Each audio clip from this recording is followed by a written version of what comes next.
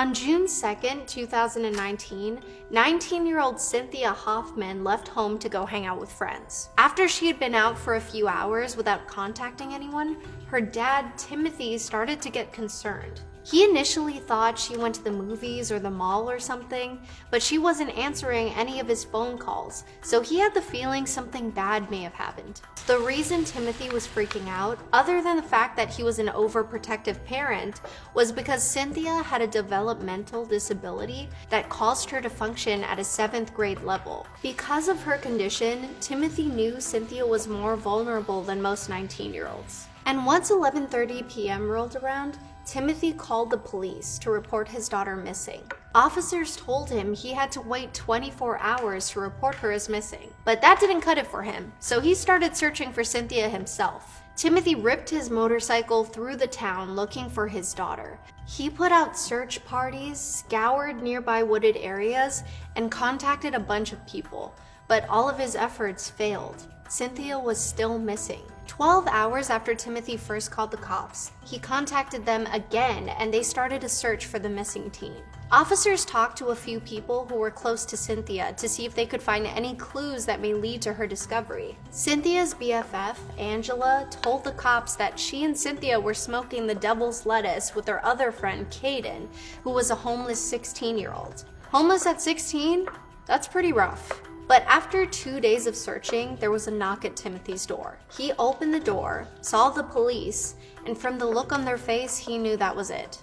Cynthia had been found, but she was lifeless. That morning, detectives were out searching for Cynthia by the Eklutna River. When they made it to a creek near the Thunderbird Falls hiking trail on the outskirts of Anchorage, they found Cynthia lifeless on the ground. Her hands and feet were bound with duct tape, and there was a strip of tape covering her mouth as well. After finding a bullet wound on her body, officials concluded that that was the cause of her passing. And just 2 days later, detectives identified their perp, Angela, who, much to Timothy's surprise, was actually named Denali Brehmer. Since Angela, who we'll now call Denali, was the last person Cynthia was with, she was one of the first people to be questioned by the police. And when she got to talking, detectives had no idea what they were in for. Complete shookery. So Denali told investigators that she went to Thunderbird Falls with Cynthia and their other friend Caden. But somewhere along the way, Denali said Caden pulled out a firearm and knocked Cynthia out with a bullet. Detectives just had a feeling that Denali was lying. Investigators obtained a search warrant to look through Denali's phone, and that's when the truth started to surface. On Denali's phone, officials found a bunch of disturbing photos of a minor being tormented. With that frightening discovery, detectives got a second warrant to look through Denali's text messages and social media pages. In doing so, they found a bunch of awful photos and videos of Cynthia before, during, and after she was slain. They were sent to someone in Denali's contact list named Babe, who referred to her as Angel. And let me just tell you, this girl was far from an angel. In the conversation thread between Denali and her Babe, she went over her detailed plans to physically violate a teenage girl and record it for him. As officials searched deeper in the message thread, they found out that Denali's Babe was the one who assigned her to commit and record the crime in exchange for a large sum of money.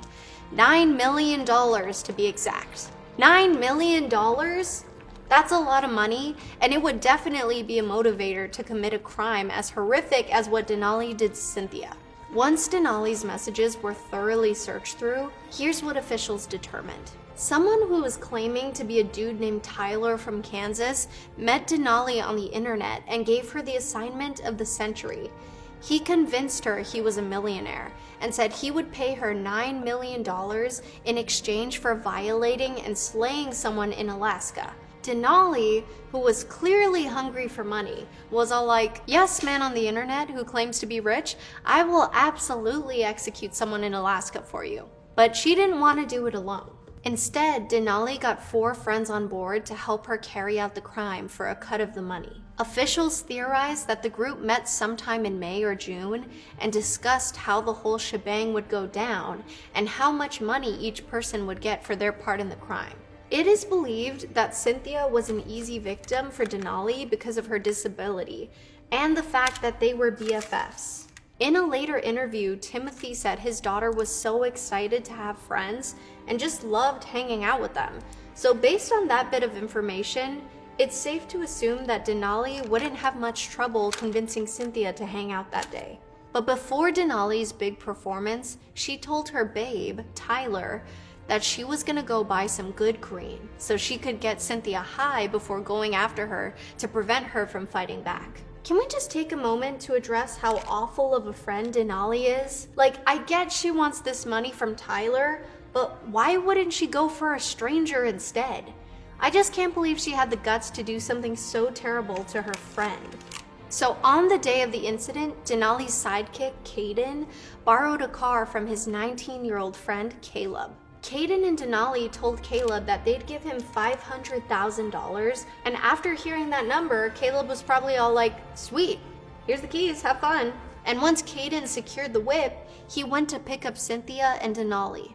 Both friends made Cynthia believe they were all just gonna go on a hike, but as soon as they got to the Thunderbird Falls Trail, they strayed from the path and headed for a more secluded area along the river. Somewhere along the way, Denali and Caden stopped and somehow convinced Cynthia that it would be a great idea to duct tape each other and take pictures. Cynthia went with it at first, but once the tape was around her wrists and ankles and over her mouth, she started to freak out. Man, all of these crimes are really ruining duct tape for me. Denali and Caden then took the duct tape off, and Cynthia started yelling at them, saying she was gonna call the police and report them for abducting her.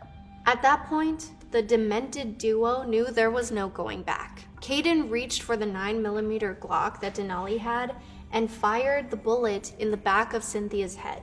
In Caden's interview with detectives, he claimed he blacked out, but he said he did remember pulling the trigger and pushing Cynthia in the river. Denali, on the other hand, first told officials that she had no idea Caden was going to grab the Glock and pull the trigger. Throughout the process, Denali was sending pictures and videos to Tyler on Snapchat. She then posted a super sketchy video on her Snapchat where she said, "I'm sorry everybody, my family, my friends. I guess you will hear from me when you hear from me, but I won't be back for a long time. I'm sorry, I didn't mean to do it." After Denali and Caden finished the job up, they decided to text Cynthia's family and tell them that they had just dropped Cynthia off at a park in Anchorage. After that, they put up the front that they had no idea what Cynthia was up to or who she was with. Okay, but then why would Denali post her confession for all of Snapchat to see? And how did Cynthia's family not find out about it? This is getting messy. Well, I guess Denali and Caden really did want to keep it under wraps, because after everything was said and done, they burned the weapon and Cynthia's belongings. But after Denali sent all of the gruesome content to Tyler and that Venmo hadn't hit yet, she started to doubt their agreement. Later in the conversation, Tyler told Denali that he wished he had never made a deal with her in the first place. He claimed they would meet up, but told Denali the moment he saw a cop, he'd rat her out for committing the crime. And right around then is when Denali found out that she was being catfished. After doing some digging, it was discovered that Tyler from Kansas was actually a 21-year-old guy named Darren Schillmiller from Indiana. Turns out, he was using some random dude's picture to lure Denali in, and I'm sure you've already guessed it, but he wasn't a millionaire. Once the cops found Denali's Snapchat confession, they brought her in for another round of questioning. At that point, Denali knew the jig was up and told the cops about the whole setup. She said Darren offered her money for slaying her bestie, and even told them that she was also instructed to physically assault 2 minors, one who was 8 or 9 years old and another who was 15. FBI agents found proof that Denali sent Darren photos of the 15-year-old she went after, but there are no records of the younger victim Darren assigned his teenage hit woman to go after. In the end, Denali and Caden and Caleb were indicted alongside 2 other teens who remain unnamed due to their age. That's insane. These were just kids running around doing whatever was needed for some dollar bills. Darren, the mastermind, was also charged for the crime after he admitted to telling Denali to slay her bestie. In this interview with officials, he said that he had been planning the event for 3 weeks with his new Alaskan hit woman. All 6 defendants had been charged with the crime in the first degree and took the plea not guilty. We're still waiting for the final decision to be made for the 6 perps, but they're all facing very hefty sentences that sit right around 99 years in prison. While it's clear Denali did all of this for the money, there is still so much mystery about how she was able to do something so horrific to someone who was so close to her. Cynthia's dad described his daughter as super trusting and loyal. After Timothy found out the truth of what happened to Cynthia, he was livid. Yeah, I am too. In a press interview, Timothy said that if someone was playing a game with Cynthia, she would